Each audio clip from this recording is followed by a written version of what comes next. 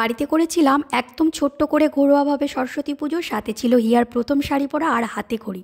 তো সব মিলিয়ে দারুণ একটা দিন, একটু অন্যরকম অনুভূতি রয়েছে আর অনেক খাওয়া দাওয়া রয়েছে। সকাল সকাল স্নান করে রান্নাঘরে চলে এসেছি সকালের ব্রেকফাস্ট বানাতে। তো সকালের জন্য ভাবছি একটু হালকা পাতলা করে ঘুগনি বানাবো আর সাথে মুড়ি দিয়েই খাবো।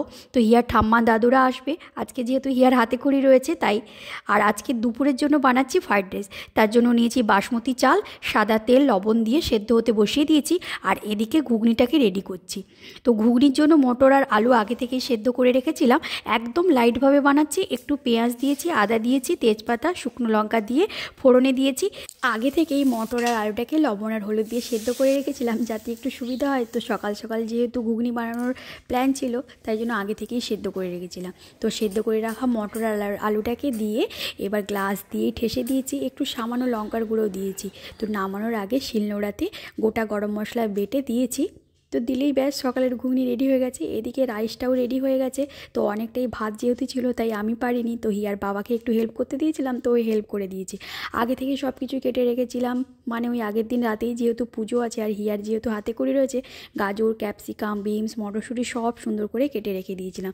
তো কড়াইতে এবার সাদা তেল দিয়েছি, লবণ আর ঘি দিয়ে এবার সব সবজিগুলোকে একে একে ভেজে নেব। তো প্রথমে গাজরটাকে দিয়েছি, তো গাজরটা ভাজা হয়ে গেছে। এবার বিনস আর ক্যাপসিকাম একসাথে দিয়ে দিয়েছি। তো বিনস আর ক্যাপসিকাম দুটোই একসাথে ভাজা হয়ে গেছে। এবার মটরশুঁটিটাকে আগের দিন থেকে ছাড়িয়ে রেখেছিলাম, তো সেটাকে একটু সামান্য তেলেই ভেজে নেব। তো সব কিছু মোটামুটি ভাজা হয়ে গেলে এবার কাজু বাদাম আর কিশমিশটাকেও ভালো করে ভেজে নিয়েছি। সব সবজিগুলো আমার ভাজা হয়ে গেছে। এবার কড়াইতে গোটা গরম মশলা, তেজপাতা, সাদা তেল দিয়েছি। এবার দিয়ে সেদ্ধ করে রাখা চালটাকে দিয়ে বেশ ভালো করে ভেজে নেব। তো ভাজা ভাজা হয়ে এলে দিচ্ছি একটু ঘি। এবার ঘির পরিমাণটা একটু বেশি দিলে ভালো হতো, আর আমি আজকে ঘির পরিমাণটা একটু কমই দিচ্ছি। তো আর দিচ্ছি সামান্য চিনি, যেহেতু লবণ আগে থেকেই দেওয়া আছে ভাতে তাই লবণ একটা খুব একটা বেশি লাগবে না। তো এবার দিয়ে সব কিছুকে দিয়ে ভালো করে ঘির সাথে চালটাকে ভালো করে মাখিয়ে নেব। ঘির সাথে চালটাকে মেশানো হয়ে গেছে। এবার ভেজে রাখা সব সবজিগুলো একসাথে দিয়ে দেবো।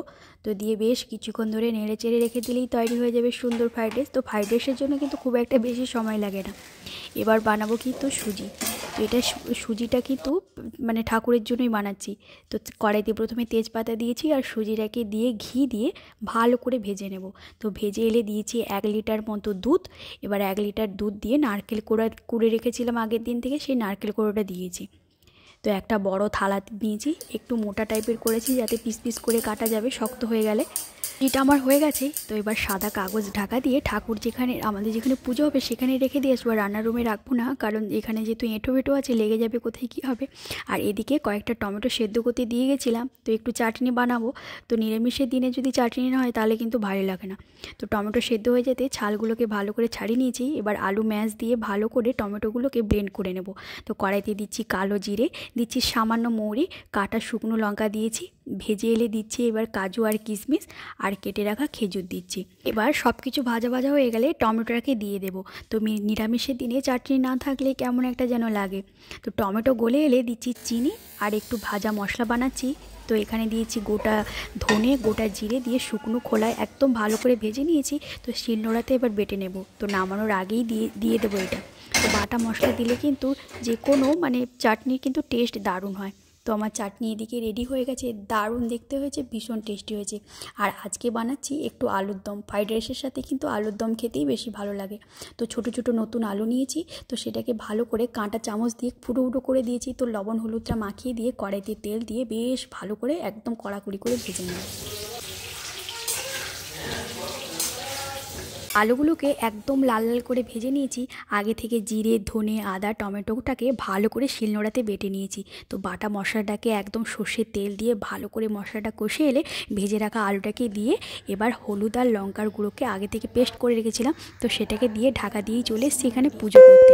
তো আমার ওদিকে রান্না মোটামুটি কমপ্লিট হয়ে গেছে আর এদিকে পুজোর আয়োজনও শুরু হয়ে গেছে। তো পুজো মোটামুটি কমপ্লিট হয়ে গেছে। তো খাওয়ার দাওয়ার কিন্তু একদম খিদে প্রচুর পেয়ে গেছে। তো ফ্রাইড রাইস ছিল, আলুর দম আর ছিল আজকে একটু শশা নিয়েছি। আর চাটনিটা এখনও পর্যন্ত নিইনি, তো চাটনিটা পরে খাবো। তো খাওয়া দাওয়া করার পর হিয়াকে শাড়ি পরাচ্ছি। হিয়াকে শাড়ি পরাতে পরতে একটা কথা ভীষণ মনে পড়ছে, যখন স্কুলে যেতাম মায়ের কাছে প্রতিদিন শাড়ি পরতাম। স্কুলে যখন শাড়ি ছিল তো নিখুঁতভাবে একদম শাড়ি পরাতেই হবে, না হলে প্রতিদিন মারামারি হতো। তো এই নিয়ে তো আজকেই ছিল সারাদিন। সরস্বতী পুজোটা ভীষণ ভালো করেছে, আর হিয়া চলে গেছে একদম হাতে খড়ি দিতে। তো এই ছিল আমাদের আজকে